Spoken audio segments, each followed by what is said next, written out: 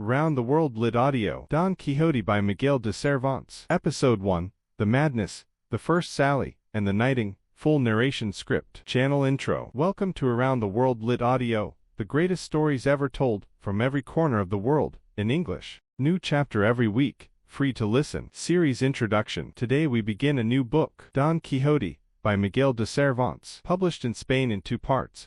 Part 1 in 1605 and Part 2 in 1615. The first novel ever written in the modern sense of the word. The most influential work of fiction in the history of literature. The book that invented the novel as a form, that first demonstrated what a novel could do that no other form of writing could do, which is to put a specific consciousness inside a specific body moving through a specific world, and ask what happens when that consciousness is organized around a belief the world does not share. Miguel de Cervantes was born in 1547 in Alcalá de Henares, Spain. He was a soldier, a tax collector, a prisoner of Algerian pirates for 5 years, and a man who spent most of his life in poverty and obscurity. He wrote Don Quixote, according to the novel's own preface, in a prison cell. He published Part 1 at 57. He published Part 2, which many readers consider the greater achievement, at 67. He died in 1616, the same year as Shakespeare, having finally achieved the recognition that had evaded him for most of his life. What he wrote is this: the story of a man named Alonso Quixano, a minor Spanish gentleman of the early 17th century, who has read so many books of chivalry, the medieval romances of knights and dragons and enchanted castles, and ladies of surpassing beauty, that his mind has given way under the weight of them. He has come to believe that he, himself, is a knight-errant, that the world around him is the world of the romances, and that it is his duty to sally forth and right wrongs, and defend the helpless and win glory for his lady. He renames himself Don Quixote de la Mancha. He arms himself with a rusted suit of armor that belonged to his great-grandfather. He sets out. What follows is both the funniest and the most heartbreaking novel ever written, sometimes simultaneously in the same sentence. It is a parody of the chivalric romances that were the popular fiction of Cervantes' time, and it is also a genuine exploration of the relationship between imagination and reality, between the world as it is and the world as we need it to be, between the madness that believes impossible things, and the sanity that cannot believe anything at all. Gabriel García Márquez said he could recite Don Quixote from memory. He said it taught him that you could make the impossible seem real by stating it with complete conviction. He used this lesson on every page of 100 Years of Solitude. Episode 1. The Madness, The First Sally, and the Knighting. The Madness. In a village of La Mancha, whose name the narrator professes not to remember, there lived not long ago a gentleman of the type that keeps a lance on a rack, an ancient shield, a lean horse, and a swift greyhound. He was 50 years old, lean-faced, and an early riser. He was fond of hunting, and his name was something like Quixote or Quixote. The narrator is deliberately vague on this point, establishing from the first sentences the specific quality of this novel's relationship with truth, which is that it presents itself as a history found in an ancient Arabic manuscript and translated for our benefit, which is the novel's way of saying, I know you know this is made up, and I am making up the story of how it was found as well, and all of this is part of what I am doing. The gentleman had, in his leisure time, and he had a great deal of it, read every book of chivalry he could find. He read them with a passion that became an obsession, that became a consuming fire, that left no room in his mind for anything else. He read about knights and their deeds, and their ladies and their enemies, and their enchantments and their combats, and he found in these books a world so much more vivid and significant than the world of his village, where nothing happened, where the days passed in hunting and conversation and the management of a small estate, that the real world gradually lost its reality, and the world of the books became the only world that mattered. He sold acres of his land to buy more books of chivalry. He slept less and less.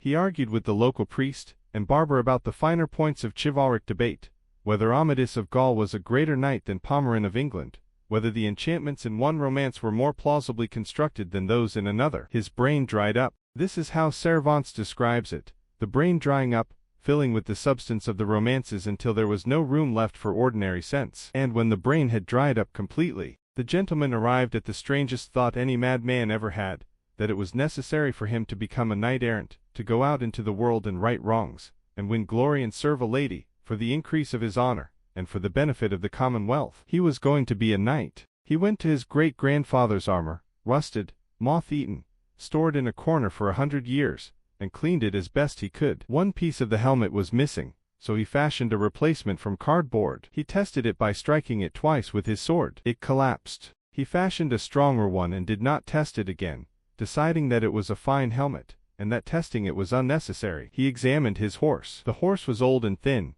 with more blemishes than Gonla's horse, that was nothing but skin and bone. But it seemed to him that neither Alexander's Bucephalus, nor the Cid's Babica could be compared with it. He spent for days thinking of a name for the horse and finally decided on Rocinante, a name that was noble and sonorous, indicating what the horse had been before becoming a knight's horse, which was a common hack, and what it was now. He spent 8 days thinking of a name for himself. He decided on Don Quixote de la Mancha. Don because that was a title of honor. Quixote because the narrator is not entirely sure. De la Mancha because a knight must advertise his homeland and bring it honor. Then he needed a lady. Every knight required a lady, someone to dedicate his deeds to, someone to think of in moments of danger, someone whose name to cry out before engaging an enemy. Don Quixote cast his mind around the villages of the region and alighted on a farm girl from nearby Toboso, a girl he had once been a little bit in love with, whose name was Aldonza Lorenzo. He renamed her Dulcinea del Toboso. She was, in his imagination,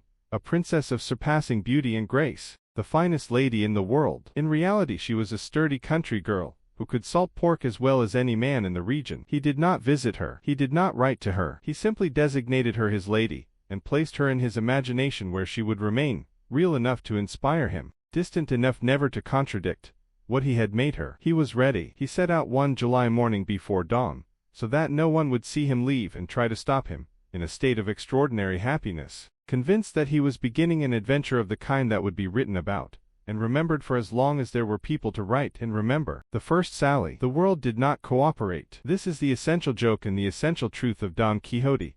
The world does not cooperate. Don Quixote moves through a landscape of inns and merchants and sheep and windmills and country roads, and in his mind these things are castles, and noblemen and flocks and giants in the roads of adventure, and in the world they are inns, and merchants and sheep and windmills and country roads. The first difficulty was practical. He had not been knighted. A knight-errant, who had not been formally knighted could not legitimately right wrongs, or engage in chivalric combat. The forms had to be observed. He needed to be knighted by another knight, in the manner prescribed by the romances. He came to an inn. In his mind it was a castle, a proper castle, with towers and a drawbridge and a constable standing at the gate. The 2 women who stood at the inn door were noble ladies taking the air. The innkeeper was the lord of the castle. The innkeeper was a man who had seen a great deal of the world, had been a thief and a card sharp and had lived by his wits and recognized, when Don Quixote arrived in his rusted armor on his thin horse, and addressed him as a great knight, the specific situation he was dealing with. He was a practical man and a kind one,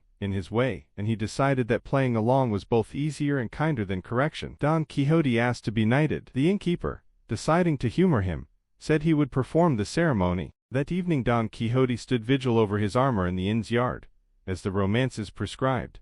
A knight to be must keep watch over his weapons through the night before the ceremony. He stood in the yard with his hand on his sword, and his thoughts on Dulcinea and the great deeds ahead of him. 2 muleteers came to water their mules, and moved his armor from the water trough. Don Quixote struck the first muleteer with his lance, and knocked him senseless. He struck the second with more force, and broke his head in 3 places. The innkeeper, alarmed at the violence and unwilling to risk further damage to his guests and his property, quickly performed the knighting ceremony, reading from his account book as though it were a holy text, with 2 ladies of the inn standing in for the ladies of the ceremony, and a blow to the neck and the shoulder standing in for the formal accolade. Don Quixote was a knight. He rode away from the inn that had been a castle, toward the world that was going to be his field of adventure. The boy and the merchant. The first wrong he righted was a boy being beaten by a farmer. Don Quixote came upon them in the road, the farmer, named Haldudo, whipping a young shepherd boy named Andres for having lost sheep. He commanded the farmer to stop. He made the farmer swear, on pain of death, that he would pay the boy everything he owed him,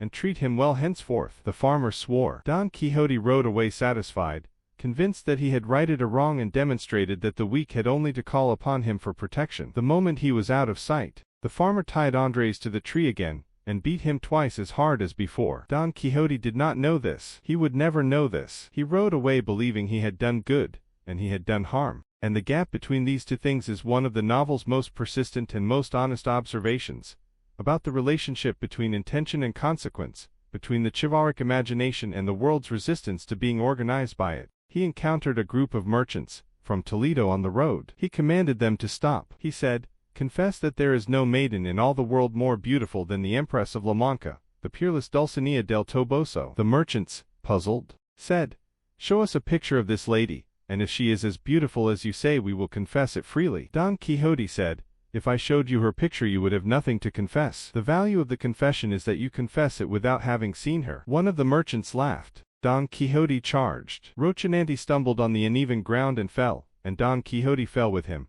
and lay in the road unable to get up, encumbered by his armor. One of the merchant's servants beat him with the broken pieces of his lance. Don Quixote lay in the road reciting verses from a romance about a fallen knight, and thinking about Dulcinea. A neighbor from his village found him, and carried him home. His housekeeper and his niece, and the local priest and barber received him with alarm and bewilderment and the specific mixture of love and exasperation of people who are watching someone they care about doing something that is clearly going to end badly. They locked up his library. They burned most of the books of chivalry. Don Quixote recovered. He began planning his second sally. Episode transition. You have reached the end of episode 1 of Don Quixote, by Miguel de Cervantes. Don Quixote has been made, knighted, and returned home having righted no wrongs, and been beaten on a country road. In episode 2, he acquires the most important thing in the novel, a squire, Sancho Panza, a neighbor, a man of the village, a man of appetite and common sense and genuine loyalty, who half believes what Don Quixote believes and half doesn't,